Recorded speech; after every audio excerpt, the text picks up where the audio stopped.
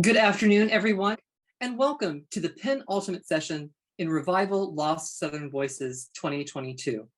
Before we begin today's panel, just a few housekeeping items. One, we have turned on our live transcription for our hearing impaired patrons. So if you need this service or you would like to make sure that the font is of a readable quality for you, find the CC button at the top or the bottom of your device. Click on it, and then you can modify the font to make it easier for you to read. Also, after our formal presentation, if you would like to ask any questions, we ask that you do so by using the Q&A feature. You can find the Q&A button at the top or the bottom of your screen, and when you click on it, please type your questions there. That will help the moderator keep track of the questions a little better so we can answer them all in turn.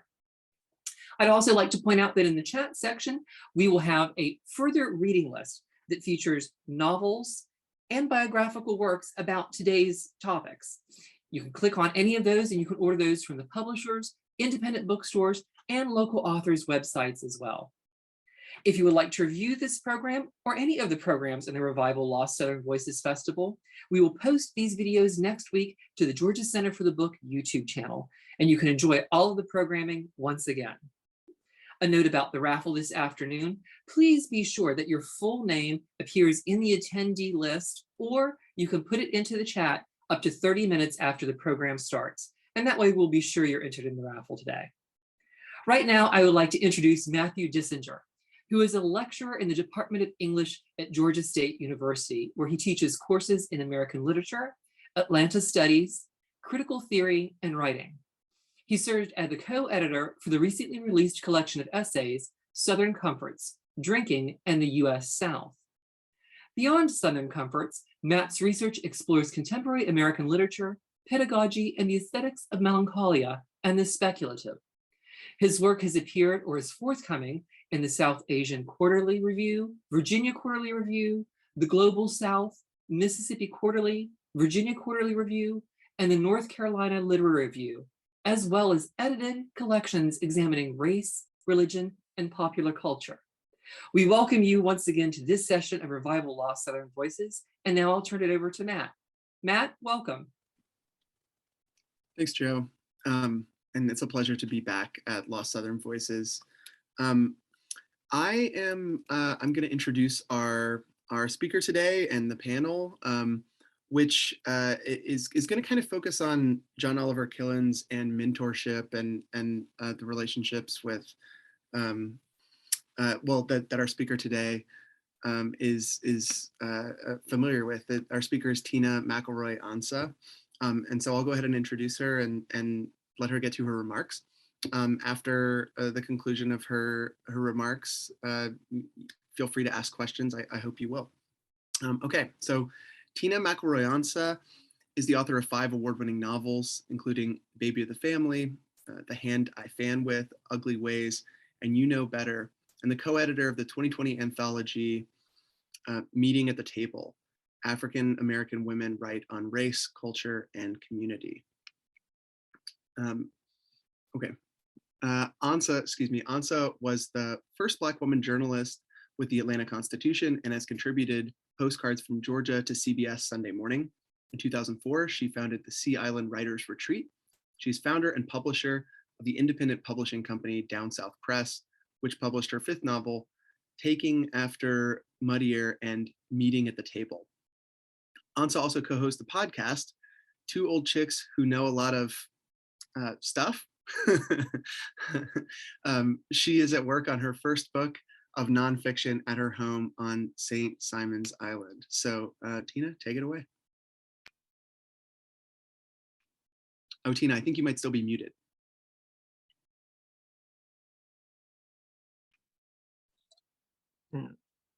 There we go. Hi. Thank you so much, Matt, for the introduction. Matt and I are just getting to know each other, and we kind of had an emergency, so we're like fast friends now, right, Matt? Well, I'm thrilled to be here. This is a session, a presentation that I feel, and I mean this, deep in my soul. It's funny, the word that wasn't even invented 100 years, almost 100 years ago, when John Oliver Killens, who I'm presenting today, I was born in Macon, Georgia, which is my hometown. And I've been thinking about the word intersectionality, which I think the creator should get $1 every time we say the word intersectionality. And I'm gonna put my dollar right here on the desk. The way that my life and the great writer, John Oliver Killens, who was not just from Macon, Georgia, for my purposes, but he was also a wonderful novelist and a writer, a playwright. He was a teacher. He was the founding chair of the Harlem Writers Group, the Black Writers Group that's still going on in New York, the Black Writers Convention. And he did it with names that you know, that just resonate with us, with Maya Angelou and Nikki Giovanni, and so many of the names that in the especially in the 50s and the 60s, when Black nationalist writing was coming to the fore. And I mentioned that because John Oliver Killens was also an amazing activist. He put his money, he put his butt where his words where his mouth was. You know, he was very much an activist in civil rights, very much an activist in a union, unionizing writers. I mean, he was just a wonderful man. But I say all of that to say that it's funny, you know, how lives bump up against each other. And I've been thinking so much, and I even have found some ways that John Oliver Killens in my life have bumped together that I didn't even know about. But what a blessing John Oliver Killens is in my life. The writer John Oliver Killens, who wrote And Then We Heard the Thunder, which is his first book, and one of the funniest books in the whole world, Cotillion. If you haven't read Cotillion, One Good Bull is half the herd. You have to read it. You will, if you want to feel good about people, about how funny we are, how amazing we are, you should read that book. But John Oliver Killens has been in my life my whole life, as long as I can remember. I grew up in Macon, Georgia.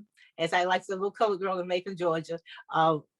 Oprah says that, and everybody's sick of it. But I was a little colored girl from Macon, Georgia, who, you know, didn't know anything about the world. But I was a reader, and my family was a reader, and we got books for gifts, and we got books, and along with socks and underwear for Christmas. And so my mother had a big pink reading chair. I called it her reading chair, and I'm the baby of the family, as some people may know. And when she would be reading, I couldn't disturb her. So reading and writing and words were sacred in my family. Anytime we asked a question at the dinner table, which I'm about to talk about, my dad would say the same thing. Hey, I got those damn expensive encyclopedias, and they're going in. Look it up. Look it up. I mean, I grew up with Look It Up. And so the dinner table was as it was in many households in my generation, was also a sacred place. It was a place that you just came together to eat, but to share. And in my family, it was to share information, always to share information. And first time I heard stories, my Big Daddy used to tell stories in Macon, Georgia. I'm the youngest of 5 children in Macon. And my father's father used to tell stories. Everybody in my family told stories. I grew up around stories. So I knew immediately I wanted to tell stories. At 5 years old, I knew I wanted to tell stories. I didn't know what a writer was. I didn't know how a book was made, but I knew I wanted to. And so I would pipe up at dinner time when Daddy would say, well, what did you do today?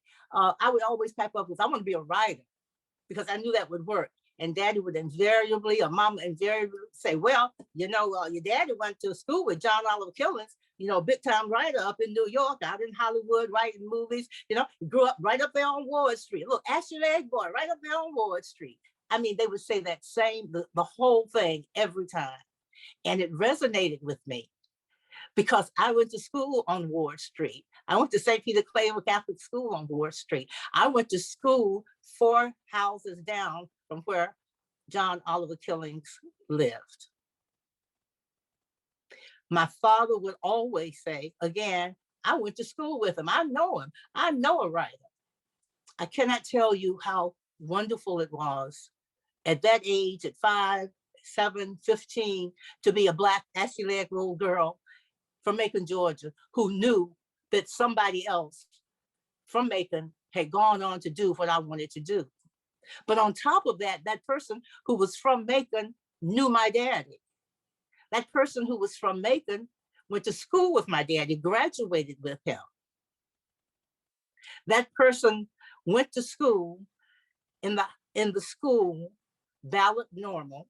It's one of the schools founded in 1866, I think, by the American Missionary Association. There were a number of schools founded by the American Mission Association. There was one in Savannah that is still there, around the South, and they were for African-American children, to educate African-American children. And so they were independent schools. They weren't part of the school system. And they were excellent schools. And because, exactly, that's all John Oliver Killens there. But the school was right outside my window, because my father bought the land that old Ballard School was on. It was the students stopped going there. I think it closed down in the 1940s, and they merged when they merged the schools, and also they could not continue because there were white teachers as well. There were German teachers, a lot of Jewish teachers as well at the school, at this wonderful school. And it really was a fine, fine school. It was a preparatory school. And so my father had bought this land, and we lived in a house where the teachers at Ballard Normal lived, because they lived on the property. It was a beautiful old two-story brick house with an attic and a basement. As a matter of fact, if you're familiar with my work, you will know that you might recognize that house in Baby of the Family, and also in The Hand I Fan With. I did model that house on the house that we lived in there. And it was so amazing that once again, I was bumping up against John Oliver Killens. I've heard about him his whole life. He was the one that I knew that I could be a writer because of him. Well, the dinner table talk, of course, stayed with me. And I did indeed go on to be a writer. I'm a journalist. And then what I wanted to do is be a novelist. That's always what I wanted to do. I wanted to tell stories. I wanted to tell the stories that I saw. I wanted to see the people around me, Black people. And so that's what I was aiming to do. I want to skip ahead a little bit to 1985, I do believe. I'd heard about John Oliver Killens my whole life. And of course, I've read all his books, and I had followed him. John Oliver Killens, of course, left Macon, Georgia, to go to college. And when he was 18, and he went to a number of colleges looking for places. Then he joined the armed services. And I think that, do I have the book here? Yeah. And Then We Heard the Thunder is one of the books, is the book that really put him on the map. It's a book that is based, my house is based on the house in my fiction. John Oliver Killens' experiences in the military was the basis of this book. John Oliver Killens had different experiences than my father. I found that out too. My father's father worked for the railroad and had a steady income. John Oliver Killens' father was a mother and father. His mother was a housewife. As a matter of fact, she worked at the rectory where the priest lived at the church that I went to, right up the street. The school and the church were together, right up the street from my Catholic school, when the house was still there. When the house is still there, as a matter of fact. When I was going to first grade through 8th grade at St. Peter Claver Catholic School. And so I always kept John Oliver Killens in my heart, in my heart. I read his books. I thought about him when I sent off my first novel. I was just working on it, and it was a short story, and it ended up in Baby of the Family. being a chapter and baby of the family. And so my husband and I, who's a filmmaker, had just moved back to St. Simon's Island. We lived in, my husband's a TV cameraman. And so we moved around a lot. The last place we lived was on the Chesapeake Bay, on the Severn River. And the Chesapeake Bay, the first winter there froze. It froze solid. I mean, solid. I could walk out on it. And I did walk out on it. And I came back home and I said, you know, Tina, you could die up here. It was the North. I didn't like it. People tried to be nice to me, but they were Northerner kind of people. And they didn't know kind of what to say to me. And I stayed at home a lot. And I just didn't like the North. My garden didn't thrive. I didn't know what to plant. It was pretty bad.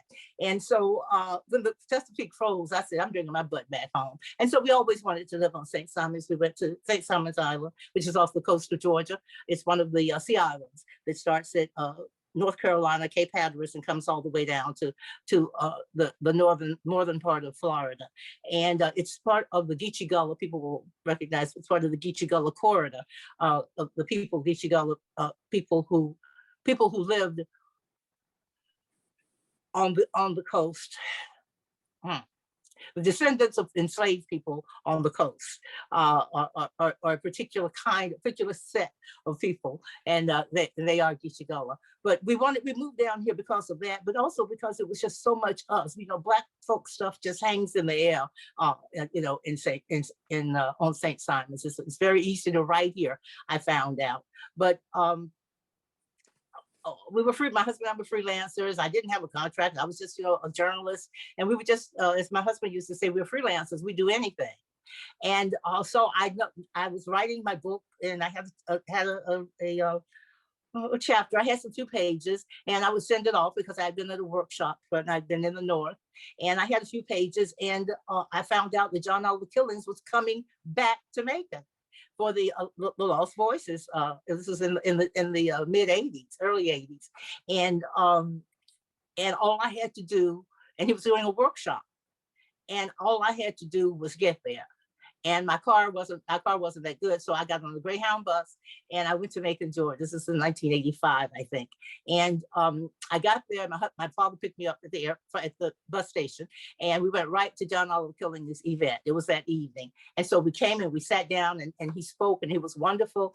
And it was amazing just to see this man. I was seeing this man for the first time that I had heard about my whole life. And after the talk, of course, my mother was there, my daddy, and myself, and it was crowded. It's a small room. And after the talk, my father got up and was walking toward John Oliver. He was shaking hands, and then they saw each other. And it was just the most amazing thing. They were, I was going to say 2 old men, but they were probably about my age at the time. But they were older men seeing each other for the first time in 60 years. Had not seen each other in almost in half a century, over half a century. And I wish I had the motion picture. I wish I had a camera. I wish I had video. I wish we had cell phones back then, because they saw each other and recognized each other right away. And it seemed that the path between them just sort of cleared. There was just a few steps. And John O walked towards Daddy, and Daddy walked towards him. And they moved very slowly, not like old men, but they moved very slowly, as if they wanted to savor this moment. This was just the most amazing thing, that they could have imagined. And so they walked slowly toward each other. And Daddy said, John O. And John O said, Beavy McElroy. And they embraced, and they both were weeping. Tears, I see my daddy cry at his daddy's funeral. That's the only time I've ever seen him cry. And their tears just were, coming down their freshly shaved faces. And they embraced and they talked. And then Daddy kind of grabbed me and pulled me in and introduced me. And I told him I was going to be coming to his workshop the next day, and that I had my pages. And I was very excited. And we went home, and just full of John Oliver Killens, full of John Oliver Killens. The next day I went to the workshop. As I said, all you had to have was some pages. And there were maybe 12 of us in there. It was such an honor. And the people in there knew that it was an honor. John O. had come back to Macon, Georgia to be praised. It was part of a program where he spoke, and he lived. They had him and his wife, his beautiful wife Grace. I call him her compatriot, because they were more than just husband and wife. You know, they were partners and compatriots. And she as a matter of fact, she typed up all of John O's manuscripts. They told me this at later on. And when she typed up the first one, of course, you know, she was an intelligent, literate person like her husband. And so she edited it. She changed things, and she wanted. John O said he couldn't believe it. You're just supposed to type this. No, I don't need an editor right now. I don't need an editor. But they still laughed about it. But it showed what a partnership they had. So I went to the workshop, and I had my pages, and I think maybe we had sent them ahead. And then we all sort of crowded around John O. We were all sitting in desks first, and he was sort of on a little flat platform. And so we told him, oh, no, come closer. Some of us were sitting right on the platform. Of course I was, getting as close to him as I possibly could. And I got my time to read, and I read my chapter, my little story that had been, rejected and tossed around, and I thought, not treated well. And I read from it, and I got good comments from the story. They just said that it wasn't a short story, and they didn't want short stories. This is what publishers said. And so I read from this short story, and John O., who was a short man, a diminutive man, he was shorter than I am, and I'm 5'5". And he looked down. He was a gentle man too, very quiet. As you can see from the pictures, his pictures look just like him. He was gentle and quiet until he said something. And when he said something, he spoke softly. So you kind of had to lean forward to hear him. And I read my piece, and he looked down at me. I was sitting on the platform, and he said, sort of to himself, but not, and to the crowd, to the room as well. Vivi McElroy's daughter, a writer, and a good one too. Oh Lord. Oh my God. I was his forever. I thought I was his before. I was his forever. I was literally sitting at his feet on the platform, and I wanted to stay there forever. I wanted to just sit at his feet and hear what he was saying and share my work. He was so kind to me, and he took time to talk to me because I was Vivi McElroy's daughter. And I told him how I heard about him. It was just a wonderful time.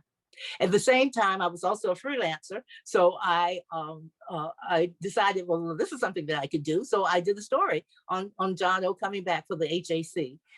And he and his wife, beautiful Grace, were housed in an old colonial-looking, southern-looking mansion kind of house on the campus of Mercer. Mercer was part of Mercer University in Macon. I was part of it. And he chuckled because it was right on the square. There's a park called Tatnall Square Park. And it's like right in the middle of town. And it's also next to Mercer, near Mercer. And I used to love to go there. As a matter of fact, the center of, there was a fountain, but my father told me that it was the exact center of Georgia when I was like 7 or 8 years old. And I always thought that was the exact center of Georgia. And I was in the middle of Georgia. And so, and he talked about this house and how, he laughed. John O. laughed a lot. He had that kind of a twinkle in his eye, chuckle. He had a joke that only he knew, kind of demeanor. I was reading in Valerie Boyd's, God rest her soul, and God promote her work. I was reading Wrapped in Rainbows, her biography of Zora Neale Hurston, and in one part it was saying that Zora Neale Hurston she chuckled in court when she was in court for the charges that were against her, the false charges that were against her in New York, and the judge was reading the charges and she chuckled. Or she made a sound. And the judge stopped and said, "Do you think this is funny? Did you're chuckling? Did you chuckle?" And she said, "No." And Valerie Boyd went on to write just what I think about John O. And that is that his twinkle in his eye and his chuckle was something that Black people do. Black people laugh, marginalized people laugh. They laugh at all kinds of things, they, but their laugh is not laughter. I mean, how many people have talked about Langston Hughes? We wear the mask, and part of the mask is that chuckle, and it's not because it's funny. Usually, it's ironic. It's usually at the cost of the white person. It's done to white people. That's the other thing. It's usually a Black person doing it, in response to a white person, and many times it's when John Oliver Killens was growing up in Macon, Georgia. As I said, he had a different experience than my father did. My father had really a steady income because of my grandfather's working at the railroad, and so things were easier for him. Even the onslaught of white supremacy was easier for him. And John O had many experiences that he put in his books, book about racists and about the dangers of living in the South. He was one of those people who left. My daddy was one of those people who stayed. But John Oliver had this, like I said, this sort of twinkle in his eye, and he used it whenever he said something. They talk about how Black women, especially in the South, can say, "Oh, bless your heart." And, it can be taken like so many different ways, but it's usually "oh, bless your little heart." It's usually taken that way. And the chuckle is the same way. And John Oliver sort of had it perfected because he had the twinkle in his eye and he had chuckle. And he told me when we did the interview, we talked about being in that big, beautiful home that he said he couldn't even stop in front of when he was younger. And he told stories about Black people when he was there. Black folks believed that the medical students at Mercer University, would capture and kill Black men walking through Tatnall Square Park, the park where the center of Georgia was, and where John and Grace stayed on the edge of it. And he found it just so ironic. It was an ironic chuckle, that sardonic kind of chuckle. But he found it that he was being housed and praised for his work 50 years later, 70 years after his birth. And we talked about that. We did the interview, but in the interview, we talked about writing because he was trying to sort of, I felt, feed everything that he could into me as a writer in that interview. He sort of did the interview, and then he would toss things over to his wife, who was sitting in a beautiful chair in this beautiful parlor in this beautiful house that he said, he couldn't even look at when he was in Macon. We talked about the differences and how my world was going to be different from his world, and how my world was wider than his world. I became his protege, but in an interesting kind of way. There were a number of men, Tony Grooms, the poet Tony Grooms and writer Tony Grooms, in Atlanta. I'm trying to think of another young man, but men especially gravitated to him, male writers, because he had done so much and been through the fire, had published when few Black people were publishing, writing plays, going to Hollywood, writing screenplays. Well, that was a little dicey, writing screenplays. But he was also, when he was telling me all these things and feeding this into me, I saw this was in 1985. I saw a bit of what his students, what his colleagues, what his proteges got from him. They got all of him. He and I didn't communicate much after his stay in Macon, which was glorious. But he and his wife and I did. Grace kept in touch with me, and she would tell me what was going on and what was happening. And so John passed in 1997, and I'm sorry, 1987, forgive me. And my book was published, my first novel, Baby of the Family, was published in 1989. And so when I was doing my publicity, of course, I sent books to Grace, his wife. I wanted her to see that that John O was right, that, you know, Beaver McElroy, daughter was a writer, and she was a good one. And without me knowing it, Grace and my publisher had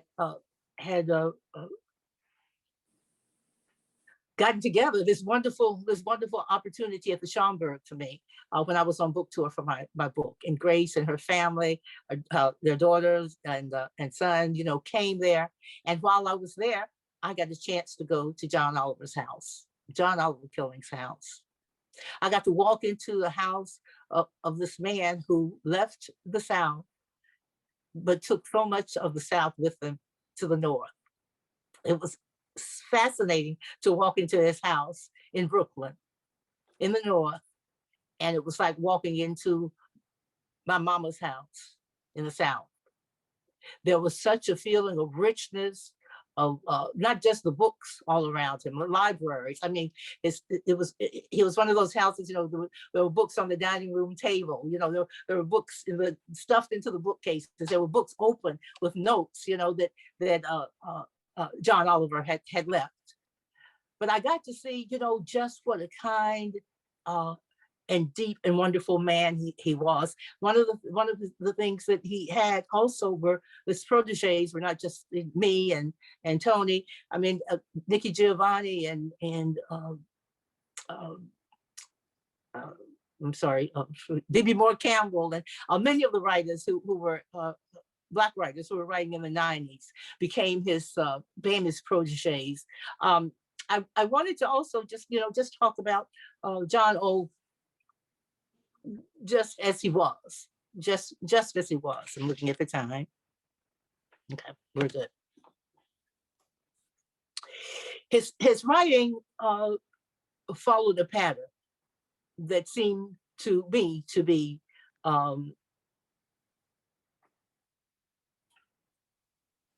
organic, very organic. His books, and then we heard the thunder. You know, it's about I'm sorry, his first book, Young Blood, was set in a small town like Macon. It's very, very, very much autobiographical. It's about a young boy coming of age. And when I read that, you know, I see the streets in Macon. I see, you know, I see Macon. I see that he took the horrors and the life that Black people lived in the South in the 20s and 30s and 40s. He took all of that and his experiences with that and the pain that he felt with that, and he put it into his books. And, you know, people will say almost in a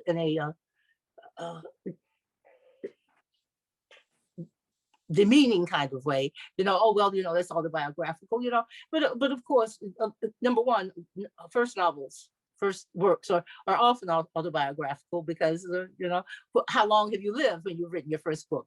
Most people, you know, published in the 20s and 30s. My first book was published in my 40s. So, you know, you write what you know. You write what you know in your heart. And, you know, at that age, in your heart, what you know is your life and your childhood and what happened to you, the stories that you were told. As I said, you know, I grew up around stories. There were stories everywhere around me.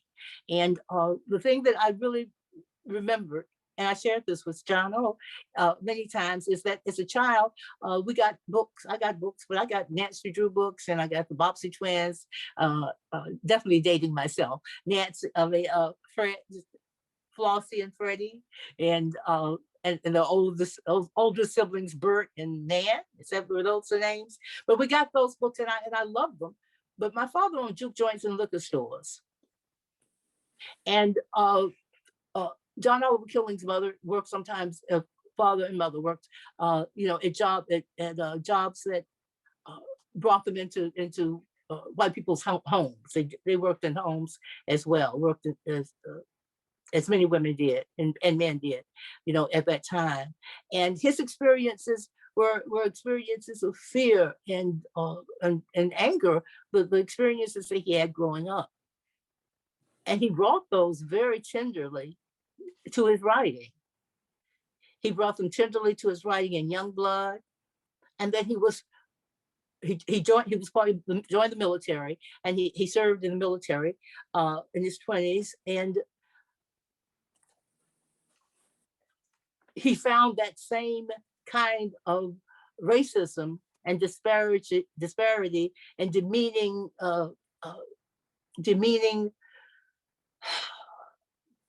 duties, demeaning language, demeaning actions. He found that in the military. Something that he went into it not to escape, but thinking exactly that he was not going to be in the Deep South. And he found the same kinds of things.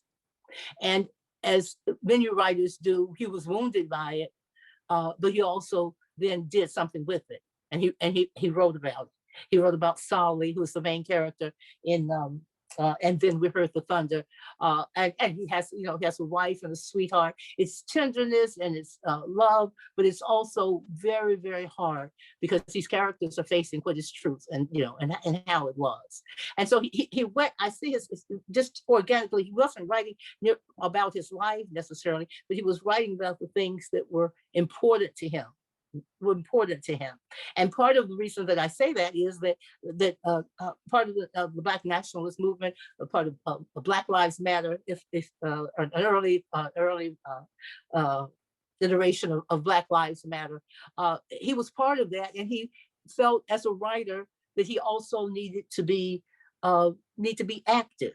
That was one of the things he taught that. He shared that with other writers, is that, you're not just in here to be in a silver tower writing. You have a platform. You should be out there writing and speaking and marching. And that's what he did. He spoke and he marched, not just as I said, not just for civil rights, not just for the rights of Black people, the rights of all people, but he also was a union rights supporter. He believed that, again, he believed that the power was always in the people. And of course that's just a catchphrase, but it was the truth. John O. always believed that in agency. That's the word. John O. always believed in agency, that you had something at your fingers tips that you could use. He was very much against this, throwing your hands up. He would chuckle at that. As a matter of fact, he certainly was a very outspoken representative, not for Black people, but for union. As he told me once when we were talking, and he had said something, and I laughed at him. I said, "Oh, John," and he says, he says, "I don't bite my tongue; it don't taste that good." And he said it, with sort of a twinkle in his voice. We were on the phone, a twinkle in his voice. But John O. again took what was given to him, and he wrote about it. It's interesting. I went back and got some of his earlier books from the library of where he was published and one was the best short stories by Negro writers. And I think this was in, oops, I should have had it. But this was in it should be right there. One guy, no, I'm sorry. But this was before he really was known. I think this was before he actually had written And Then We Heard the Thunder. And it's interesting to see his bio, which was just, very short. It said he was from Macon, Georgia, which I liked, and that he was a writer and he had published some short stories and he was working on a novel. I think that's what it said. And so I in my mind, I've always thought of John Oliver in the places where I am. So when I published my first novel, I thought about John Oliver, and then his widow was kind enough to celebrate my first novel at the Schomburg of all places, and treat me like a daughter. As I said, we didn't have a lot of exchange. We had some exchange after I finally met him in the 80s, but I met him in the first 80s and he died in 87. So I didn't have a lot of time with him personally, but he was that person who was always with me. He was that person that he was always that little Ashley boy up the street on Ward Street. I thought also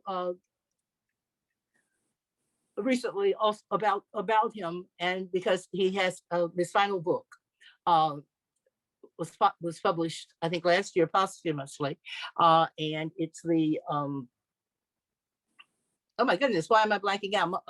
Matt, can you help me? Oh God, I can't think of his last book. Can somebody help me? It was published. Oh gosh, primarily the minister, primarily. The minister primarily. I couldn't. Yes, thank you. It's around there. It takes a little while to get. Matt, you're a little younger, so I'm expecting you to jump in here when the train doesn't quite go around, doesn't quite stop at the station and keeps going around.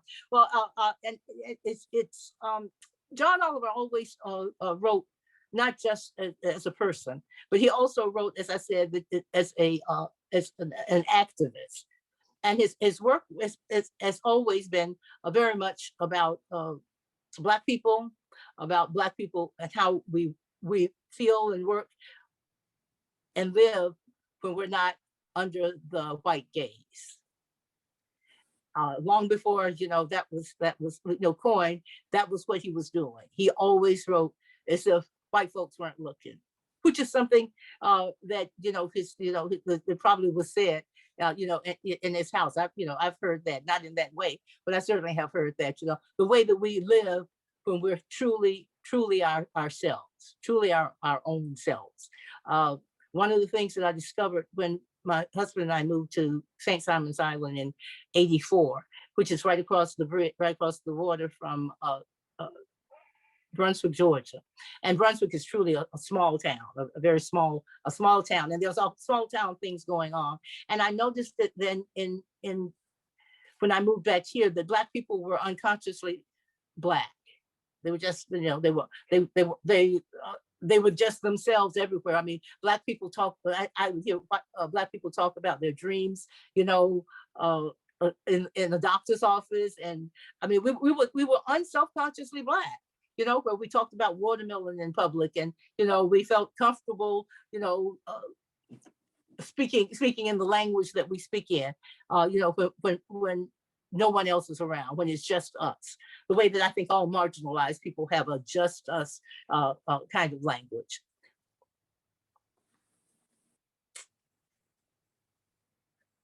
And John Oliver always was pushing. He had that sense of pushing. He never forgot the way that his parents were treated, people around him, his grandparents were treated in the South. And he knew that it wasn't just the South. He knew it was everywhere. He knew it was worldwide.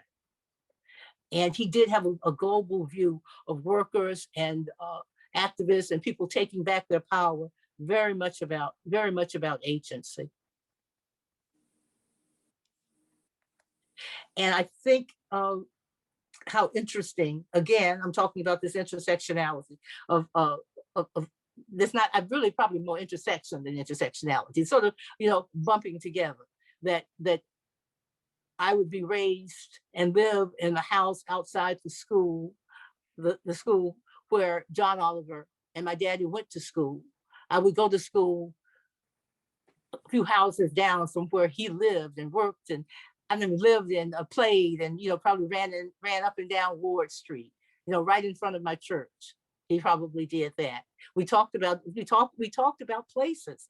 When we would talk, we talked about the Catholic school, and he had his stories about the Catholic school, and I had my stories about the Catholic school. One of the things about John also is that, and I found this in writers who are truly secure, and that is he always wanted his proteges not only to be better, but like Valerie Voigt, and as I said, he wanted them to be fine people. He never separated writing from your life. He felt that your life, was activism, your the way you lived, whether you were a member of the union, whether, you supported whatever union, whatever workers you were there, if whether you bought from Black people. John Oliver was so ahead of his time.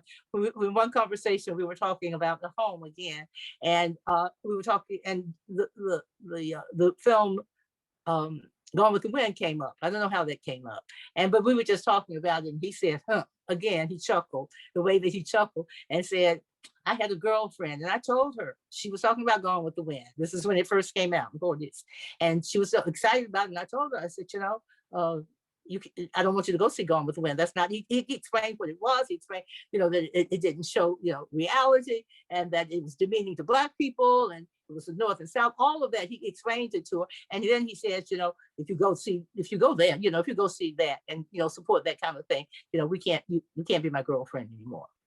And this is a man, and it's still in his late teens, still, serious about this. And I said, "Did she go?" And she said, "Yeah, she went." I said, "Did y'all quit?" She said, "Yeah, we quit." She was like, "I couldn't." So he was a man of honor from the time that he started out, and like you said, he didn't bite his tongue. And when he said something, he meant what he said. He meant what there was no shaking. He was unshakable. He was unshakable in his love for Black people, in his belief in the word, in his belief that in Black writers. One of the other things that I loved about him, he tells such wonderful stories. He was also such a feminist, in as much as he could be a man of that era, my daddy's era. And he appreciated women. Like I say, most of his proteges seem to be young men. We seem to be men, but this is my experience. But he certainly had, I certainly have heard stories from everybody from Nikki Giovanni on down, to on out. Excuse me, of stories of his kindness, his kindness to them. But he also told me a story of speaking of chivalry and feminism, I guess, is about Maya Angelou, and how she, of course, had a period when she was a performer. She was singing, and he was in the audience. There were a number of writers in the audience. It said, as they call him, Jimmy Baldwin was in the audience. I mean, he named all these wonderful names, and they were all there, to support her. And a guy in the audience, I can't remember whether he said he was Black or white, but a guy in the audience said something about her, a very demeaning comment. And so John O said, all the guys were getting up to, go over there and protect her honor. He said, Maya strode over to this guy and just knocked him flat out of his chair. And they were laughing. He said, we couldn't even get over to protect her. She was so, you talk about agency, so capable of taking care of herself. He told me so many of those kinds of stories about icons that I knew. He made things real for me. He made things real for me. But again, as I said, his writing was my guidepost. His writing was my guidepost. And I mentioned the Minister primarily. It was a novel he was working on when he passed, and it was taken up by a number of people, including his editor Patrick, whose last name I can't remember. Patrick Bass, and I think it was Simon & Schuster, and so a number of his proteges really sort of got together, and there was this really on push to get his last novel published. And this was in the last 2 years. And so it was, I think it was finished. It was primarily finished. It hadn't been edited. So it came out, and it got some attention. It should have gotten, probably more attention because it was John Oliver's. But one of the things that was so wonderful and amazing to me is that the editor was able to reach out to so many writers now. And he found out, oh my goodness, everybody had some connection to John Oliver Killens. We look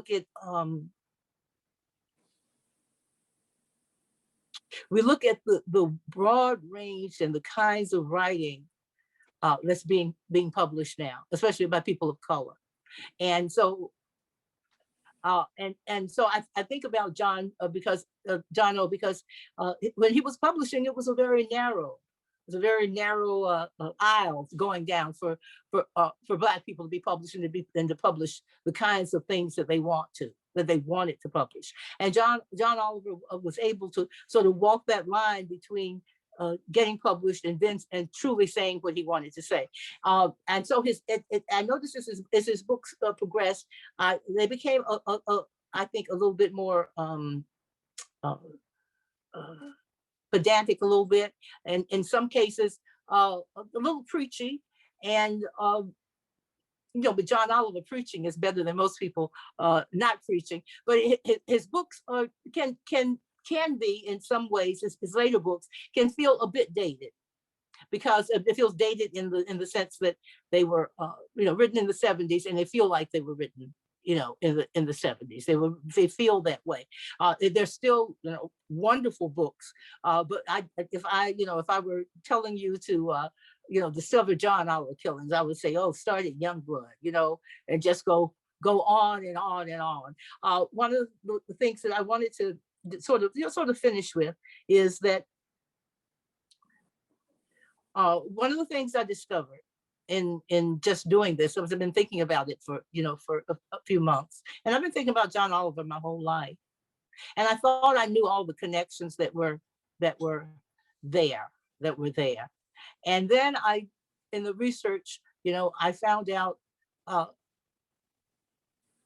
that the school where John Oliver and my father both attended, and the house that was behind the school where I grew up for part of my childhood, and the Tatnall Square Park in the middle of Macon, where my father told me that that was the exact center of Georgia, and always calmed me and made me feel. The house is catty-corner to Tatnall Square Park. The house is catty-corner to Tatnall Square Park, where John and Grace stayed during their time in Macon. I think they were there maybe for 5 or 6 days. And I think of all these things that bump together. I think of their house in Brooklyn that feels like the South, that felt like the South. The moment that I walked into it, that he had taken the South with him. I think of the Schomburg and Grace surprising me with this wonderful opportunity to present at the Schomburg, and to say that she and John Oliver were behind it, and that they wanted to do. I think of all these ways that we bump into each other, And one of the things that I have felt very strongly, I've never felt John Oliver around me as much as since his death, any more than I felt around me before his death, because he was always with me, he was always around me.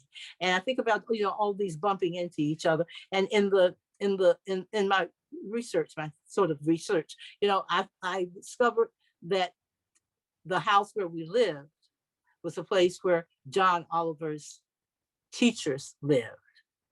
And John Oliver's teachers taught my daddy and me. And I sat at the dinner table, at the very dinner table, and Daddy talked about John Oliver Killens on the property where John Oliver Killens found his voice at Ballot. I am beyond honored, not just to present this, but beyond honored that the publisher got in touch with me and asked me to do a blurb for his last book. What a wonderful, wonderful honor. I couldn't ask for anything better. John Oliver Killens. Thank you so much, Tina. That was such an incredibly rich and personal and powerful presentation. And we have several questions that have come in. So okay. I'm just going to go right to them, and I'll open the Q&A and read these out. And as other folks come up with questions, you can use the Q&A function in Zoom to ask those questions, and we'll get to as many as we can. Okay, so the first question is, you started off talking about intersectionality, and then later on came back to intersections too. So how has the intersectionality of Macon, Georgia, and St. Simon's Island evolved? A Tale of Two Cities, did they evolve at the same rate and in the same way, or at a different rate in a different way? Do you feel your activism has had more of an influence on Macon or St. Simon's Island? And then just thanks for sharing your story. That was from an anonymous attendee. Okay. There are a few questions in there, but so to go at that one however you'd like to, Tina. Can you pick out one for me and sort of help me? Yeah, I think the big question is about the how Macon and St. Simon's Island are similar or different. Yeah, the similarity and differences between those places. Oh my goodness, quite. To begin with, I would say the weather, but it's not as different. St. Simon's Island has deep history, rich history. Butler, one of the largest plantations during that period was the Butler plantation, and part of the Butler plantation was on. Hi, Randall, how are you? It's so good to see you. Hear you there. I see Randall Pickens was there, who I love.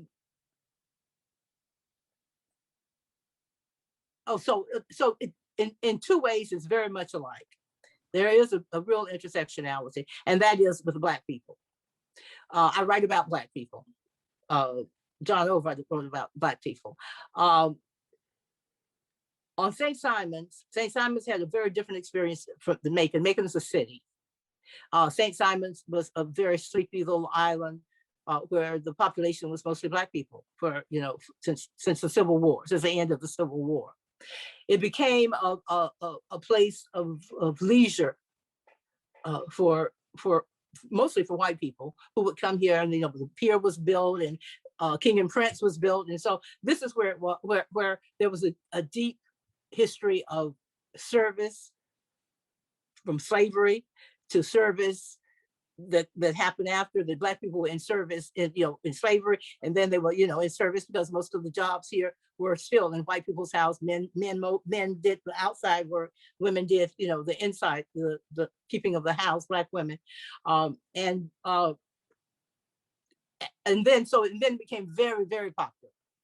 So it has this deep, rich history. I'm talking about St. Simon's now. It has this rich, deep history of Geechee Gullah people, of the music and games, of Miss Bessie Jones, and Alan Lomax came and took the pictures and took the music from here. It's a rich Geechee Gullah culture. It's very rich. So it's here, but then it became a sort of a vacation spot for the most part, tourist spot. Macon is a city, and for me, it was deeply Black. My father owned juke joints and liquor stores. The Catholic church I went to was Black. The Catholic school I went to was Black. The only really white people that before I went to college, probably, that I had high school. I'm sorry, I went to a white high school that I had any knowledge about were either nuns, priests, or liquor salesmen. And so that's sort of who I knew from my father's juke joints to my to where I went. So there to me there is that intersectionality deeply of Black for me of Black people. This is that at core. The other thing is, for me, in Macon, Georgia, which is my home, and I have not lived there in decades, still things hang in the air. I recently had a presentation in Macon last month, I think, at the library. The Macon, it used to be called the I forget what it used to be called, but at any rate, it's the same library where John Oliver came and did, where I met him, as a matter of fact. And so there's still this connection between don't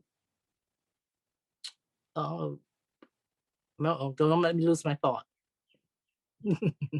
A deep connection with Black people. But what I was saying is that things hang in the air because I'll see something and everything is evocative.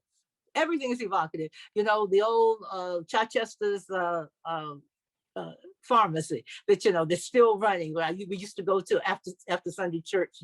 We'd have our allowance and we could go to the drugstore and sort of buy something, or go to the bakery and buy something. And so we have this kind of thing that sort of in your hometown, in a place where you're familiar, I have found that things hang in the air, ideas, people, characters, memories. Oh my goodness, memories. On St. Simon's Island and on the Geechee Gullah coast, it happens in Savannah. Black people's stuff just hangs in the air like moss. You know, it's the most amazing thing. There's a real feeling to me of Black people's stuff. You know, you look around in the same way I look around in Macon. I look at the lighthouse, and it was built, you know, it was built by Black labor twice.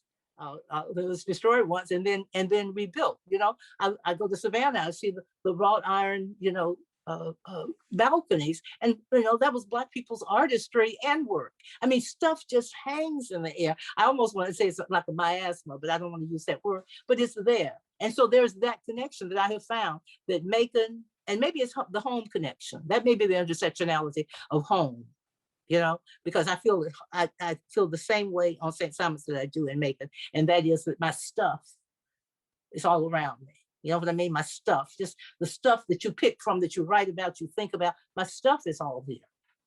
And to me, that may be the intersectionality. Wonderful. Did I answer the question? Did I address the question?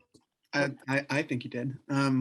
Well, I'm going to jump over to some questions that are kind of about craft and about writing. And since you talked so much about that, and I'll start with the I guess the last question that came in. You said, you said that John Oliver was a guidepost, and also that his writing can at times seem sort of dated to the 70s. Mm-hmm. So what strategies and techniques do you implement so that your own writing isn't seen as dated, or is that something you think about when you write? Or oh gosh, yes. Oh, that's a wonderful, wonderful question, especially for me, because I'm a homebody. I love my home. I love St. Simon's. I love my garden.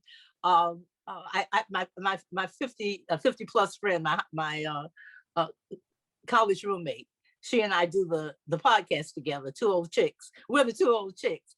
And her husband has a fish pond that he absolutely, you know, I mean, that's his focus every day. And so I asked about him. I called him Junior. I said, where's Junior? And she said, you know, he's out there in his fish pond. He said, he's about his fish pond the way you are about your garden.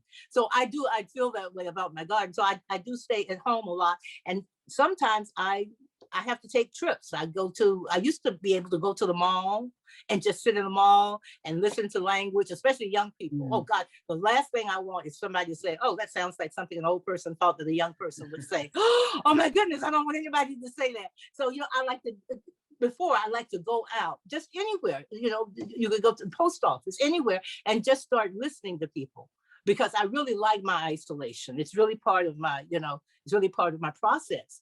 But I have to get out and see things. I have to start looking at TV, listening to movies. I have my little schoolgirls are my best. I have little schoolgirls who are in their teens, 20s, 30s, 40s, 50s, all the way up.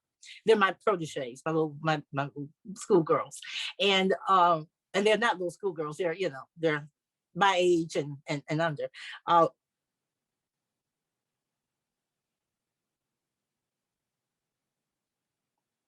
I lost my thought. Oh, my process, exactly. So my process is getting out and hearing things. And you really have to do that. I wrote a book where the main character, LaShondra, you know better, was really the focus of the book. And I made phone calls to my nieces, and I just talked to them, you know, not you know, well, what are y'all saying these days kind of thing, not that kind of conversation, but just talking to hear, you know, slang, you know, the slang changes so quickly, and things can be outdated so quickly. How many times, I mean, you may not have had that, but you know, kids around me will say, we don't say that anymore.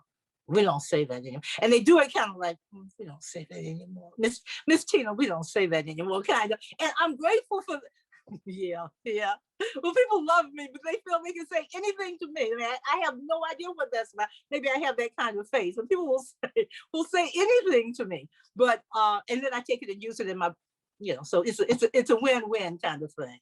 But you do have to get out, and you do have to make that effort not to sound dated. To write about things. Can I say that? No, I can't say that. I'm reviewing a book. I wanted to say something about the book, but I don't talk about the book when until I'm finished with it. But it's a book in a different era. And one of the things I noticed and loved about it is that it is the slangs, the talk, the images, the references are all from 70s. I'm a 70s baby, so that's my time. And so I was able to really see, oh wow, that's what that's about. Sorry, to really see, oh, that's really what they were saying. That really is what they were saying. And the other thing is, it doesn't stop you. It doesn't jar you. When things are dated, but it does two things. It stops the reader, jars the reader, and then it starts making you question the reader, the writer. Oh, she got that wrong. He got that wrong. I wonder if it really does after a while. And then you start looking for things. Maybe that's just me. Do you do that, Matt? Okay. You start looking for things. So it is very important, not to sound dated. The John O's final book, of which again he did not edit. He did not get a chance to edit. Is set in the 60s. Yeah, it's writing about the 60s. He's writing about the 60s, but it's not fresh. It's not new. It's not there. So that's what I mean. I mean, that's my takeaway from his last book. But I only say that because I don't want anyone to read that book, the Minister Primero, and judge his whole body of work by that. I would much prefer them to read, Cotillion, any of his earlier books, I think. Mm-hmm. Great answer. And this is another craft question, I think, and this is Gina Flowers, one of the organizers, asking about Killens and Valerie Boyd. So the question is, could you identify one or two key pieces of advice that you learned from these mentors and friends, Wow. Jono and Valerie Boyd? I mean, you've said a lot about Jono, but if you, so take that any way you'd like. Sure. Yeah. Like so many people, not just writers and creators, so many people were touched by Valerie, not just her work, but her presence, who she was, amazingly. Not just the writers who went through the MFA program that she created at University of Georgia Grady College in nonfiction. I'm sorry, I'm blanking on the word. Not what is it? Nonfiction, creative nonfiction. I'm sorry, creative nonfiction, and not just them. I'll tell you the advice that I learned from Valerie, and I learned it by her actions and nothing she told me, and that is go to the people who can help you. Valerie always had, as my friend said, she's queen of the hookup.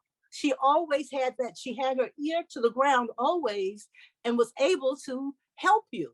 I mean, Valerie got found an assistant for when we decided to write the book, Meeting at the Table, my co-editor and I. And Valerie was one of the first people we called. We needed an assistant. She vetted an assistant for us. She had 2 candidates. She got it down to 2 candidates. I mean, you went to Valerie and Valerie took you seriously. She figured if you came to her, you needed help. That was, how some people you will go to and they will put you on the list. Okay, Valerie didn't put you on the list. Somehow she was able to get to you like right away. And so that she taught me that in action. She didn't tell me that, she really taught me that, to go to the person and to be appreciative. John oh gosh, he taught me, number one, not to bite my tongue. It don't taste that good. His writing. Okay, let me see a specific one that he told me. We talked about where ideas come from. We talked a bit, we would have conversations about that, just ideas that, that were going on. And, especially if they were tied to the news. He was very, very interested in what was going on in the world. He was not isolationist at all. He was in there all the time. He really liked to eat. He was very satirically. It was very snappy dresser, very understated, but very, tweed jackets and, plaid slacks and, all of that. But he really taught me about presentation. He taught me about the presentation of the work and the value of the work. And he did tell me that if you don't value your work, no one else will. It was a longer conversation, but that was the gist of it. And you don't, if you value your work, you don't just go for the money. It was a whole list of things that you do if you value the work. And part of valuing the work, John also taught me in valuing myself. He would always say, oh, well, that's really good. That's, you should feel good. You should feel good about that. That's what he would say. You should feel good about that. That's a wonderful piece of advice. Value your work and you should feel good about that. I'm gonna write those down. They were good. Oh, y'all recording. Those are good, huh? That's great. And it just actually, that's funny because I can, how you can hear when you ask the question, I kind of started going through wanting to hear his voice. And those were the ones that I remember. Those are the ones that I remember. The other is that even just in his work ethic, just in his work pattern, I was impressed. I published my first novel at 40, but so I was impressed that in his 70s he was still working, because that's always been one of my I hate to say regrets because I don't like to have regrets, but I look at people publishing in their 20s right out of grad school, and I think, oh God, I could have had 20 years. I could have been, but of course I was writing during that time. But I think about it as publishing fiction, and he was one of the people that in my head, and knowing that he was in his 70s and still publishing and still writing and still pushing forward, is it's a beacon for me. I say that he's my beacon. I always call him my beacon because he is my lighthouse. He's the one, he's the one that I kept remembering, that, little ashy-legged boy from Macon, Georgia, right up on Ward Street. I say it all the time, but I mean, it really resonates with me because that's what he taught me. He taught me when we hadn't even met. He taught me when I was 5 years old and 7 and 10, so he was always teaching me that. But those are two good ones. Yes. Value your work. Thank you so much, Tina. And I think there are more questions, but we're also at time. So you can send questions on either through the chat or maybe directly to the panelists and to the organizers, and we can put you in conversation, keep this conversation going. Please, I'd love to. Yes. Yes. Excuse me, and I saw so many of my friends who were saying hi and hello, and I'm to all of you. Thank you for coming, and thank you, Matt, for handling this. Oh, of course, and thanks for again such a rich and enlightening presentation, and this was fantastic. Thank you, Joe. I'll pass it back over to you. That's it. Well, thank you so very much, Matt, and thank you, Tina, for that wonderful, wonderful remembrance of John Oliver Killens. Just to let everyone know, we will notify the winner of this particular session's raffle by next week and let you know how to pick up your books here at our library system. I'd like to remind you all, we have one more panel in Revival Lost Southern Voices 2022 at 4 p.m. this afternoon, where we will talk about the Orly Airfield tragedy. Moderating that panel is, of course, Georgia author Jim Auchmuty, who was formerly of the AJC, and we very much look forward to hearing that as well. Thank you all so much for allowing us to come into your homes this afternoon, and we will see you all again very, very soon. Have a wonderful afternoon.